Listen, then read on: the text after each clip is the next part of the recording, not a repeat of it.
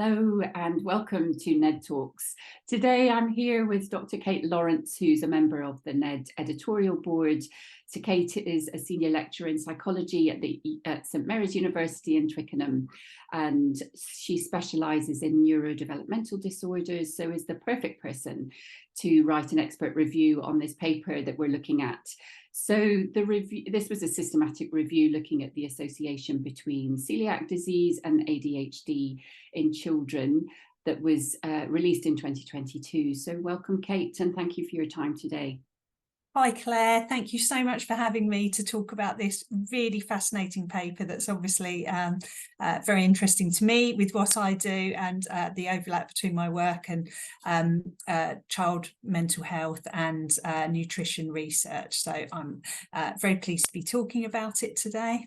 Brilliant. Thank you. Yeah, it's great to have you here. So could we just start, Kate? Could you just give the audience an overview of what the authors were attempting to achieve with this review? Yeah, absolutely. So it was a researcher called Sonia Gore from Stanford who wrote this paper, and it's a systematic review of studies that have looked at, in one way or another, the association between ADHD and celiac disease.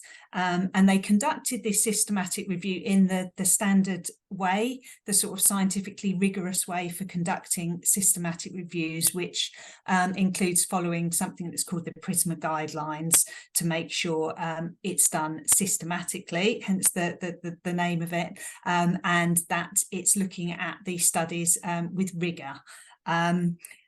So they searched for studies that had looked at the association between celiac disease and ADHD, and they found 52 papers that had in some way looked at the combination of these two different conditions. And then they screened these papers to see which ones met the criteria for inclusion in their study, which was that they were looking at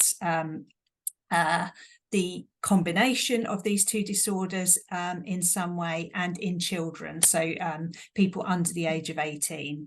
And they ended up with 23 articles, 23 research studies that met the inclusion criteria. Yeah. Looking at these studies in some depth, they report a number of different types of data. So some of these studies were cross-sectional reviews. So they looked at a sample of the population and associations across the sample. Some of the studies looked at a change in diet, so moving people to a gluten-free diet and looking at the change in ADHD symptoms. Some studies started with a group of people with ADHD, and some looked at celiac disease symptomatology, and some did the reverse and started with a group of people with celiac disease and looked at ADHD symptomatology. So you can see there's quite a large range of different types of data that they gathered in this study. But the main finding to come out of it was that just over half of these studies, so I think it was 13 out of the 23 studies, demonstrated some association between celiac disease and ADHD. So in some cases that was that there was an increased prevalence of celiac disease in children with ADHD, or vice versa, taking a group of children with celiac disease and they had an increased prevalence of ADHD, or it was that in response to a gluten-free diet, there were some improvements in ADHD symptoms. So those type of things. And probably worth pointing out is that the largest study that they talk about, which looked at over 100,000 patients with celiac disease, found that ADHD showed an odds ratio of 1.75, and that meant that people with celiac disease were 1.75 times more likely to be diagnosed with ADHD than people without celiac disease, which is probably quite a strong finding to suggest that there is some association worth exploring further. Yeah, okay, brilliant. So given that the different study types that you were finding, or that the authors of this study found and that you've looked into, I mean, how reliable therefore are the findings from the systematic review itself? Yeah, that's a very good question. And I think it's easier to answer with review papers that use all the same kind of study, that would maybe use all randomized control trials or all cross-sectional data. I think because this particular review uses a range of different types of studies, it's maybe harder to draw conclusions on that. But I think it's a really useful start point in regard to the small amount of literature that's out there. That literature from, or that research from these different domains, from these different types of studies, is actually suggestive of some kind of association in whichever way they've looked at it. So it's not found across the board, and we know there's not going to be a simple mapping. It's not like everybody with celiac disease will have ADHD or vice versa, but I think there's enough within this review to suggest that we need to explore this further. Okay, yeah, really fascinating. And then just for our listeners, Kate, in terms of key takeaways from this paper, what would they be?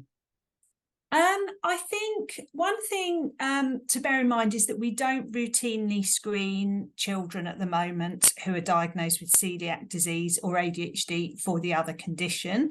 And I'm not sure that this, at this stage, warrants the suggestion that we should be screening, but it does suggest that for some children with ADHD, the consideration of whether celiac disease might be a possibility, particularly if they're having any gastrointestinal symptoms, might be worth considering. And there might be particularly a subset of children with ADHD that might respond well to a gluten-free diet.